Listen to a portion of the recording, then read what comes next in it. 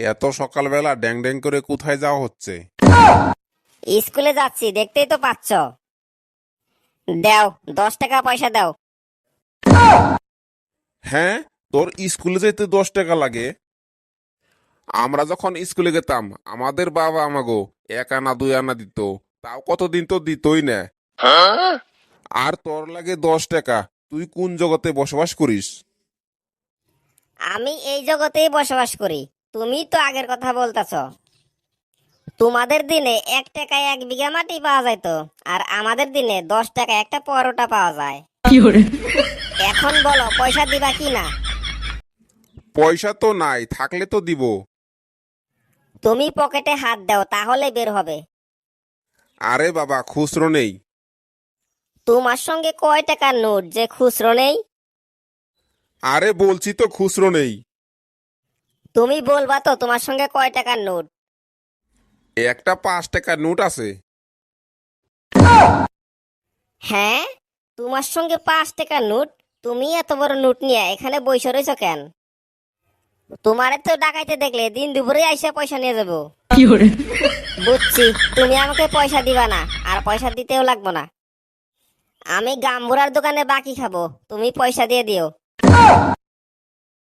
বাকি খাবি? হবো খাইস, কিন্তু হিসাব করে খাইস। আচ্ছা, আমি হিসাব করেই খাবো। আমি যাচ্ছি।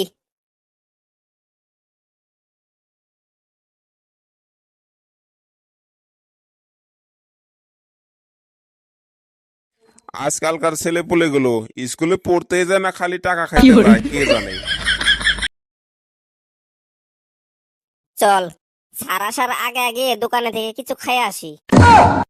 দোকানে গিয়ে তো খাবো ঠিকই, কিন্তু আমাদের সঙ্গে তো পয়সা নাই। ধুর, তোরা এই গঙ্গাধর থাকতে পয়সার চিন্তা করিস কেন? তোদের যা যা খাওয়ার ইচ্ছা যায় সব খাবি। কিন্তু আমরা যতদূর জানি তোর সঙ্গে তো পয়সা থাকে না, তাহলে পয়সা দিবে কে? বাবা আমাকে দোকান ঠিক করে দিছে, তো আমি একলা খাবো কে? তোদেরকে নিয়েই খাবো, চল। আবার দোকানে বেশি বাকি হলে তো তোর বাপে গালি দিব না। ওটা তোদের চিন্তা করার বিষয় না, ওটা আমার বিষয়, চল। সবাই যাইতে লাগবো না, চল আমরা দুজনে যাই, নিয়ে আসি, আনার পরে ওরা খাইবো নি। চল তাহলে।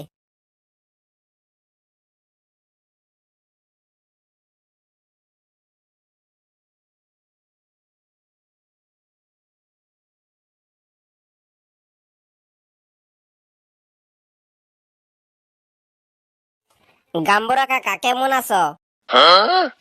আমি ভালোই আছি। তুই জলধরের ছেলে না?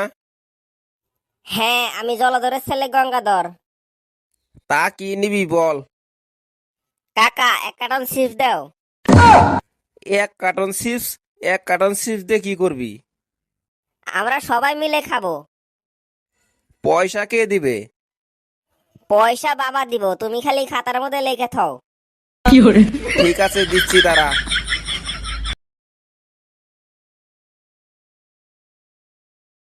এই নে ধর, বাবাকে কিন্তু বলবি পয়সা দিতে।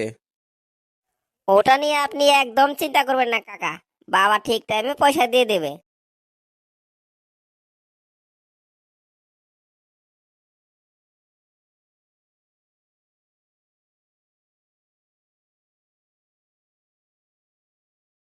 কাকা, আজকেও 1 কার্টন চিপস দাও।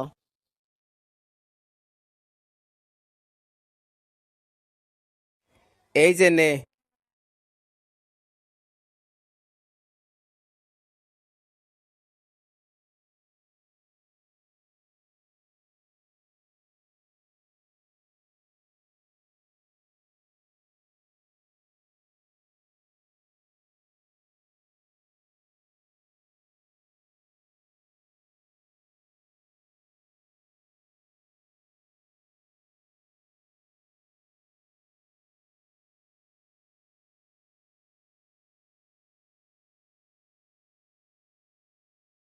না, বাকি খেতে খেতে তো 3 মাস চলে গেল। বাকি তো অনেক টাকাই হয়ে গেল। ওর বাপে তো এখনো টাকা দিতে আসলো না। এইভাবে চলতে থাকলে তো আমার আর দোকান থাকবে না। বাকিও তো অনেক টাকা হয়ে গেল। না, আমি ওর বাপের কাছে যাইতে লাগবো। এখনই যাই।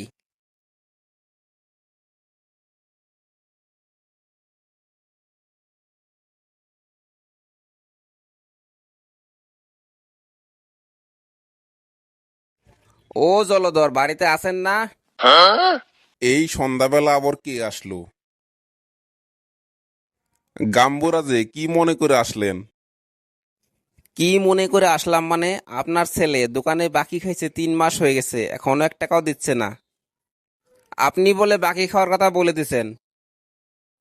হ্যাঁ বলছিলাম, কিন্তু কত বাকি হয়েছে যে বাড়ি অব্দি চলে আসছো? বাড়িতে চলে আসবো না মানে, 3 মাসে 17,000 টাকা বাকি হয়েছে। হ্যাঁ, 3 মাসে 17,000 টাকা বাকি? হ্যাঁ হ্যাঁ, ওই জন্যই তো বাড়ি চলে আসলাম। ওই গঙ্গাধর, এদিকে আসতো, তোর গাম্বুরা কাকাইছে বাড়িতে পয়সার জন্যে। এই মরেছে। কি হয়েছে? কি হয়েছে মানে? দোকানে তুই কত টাকা বাকি করছ?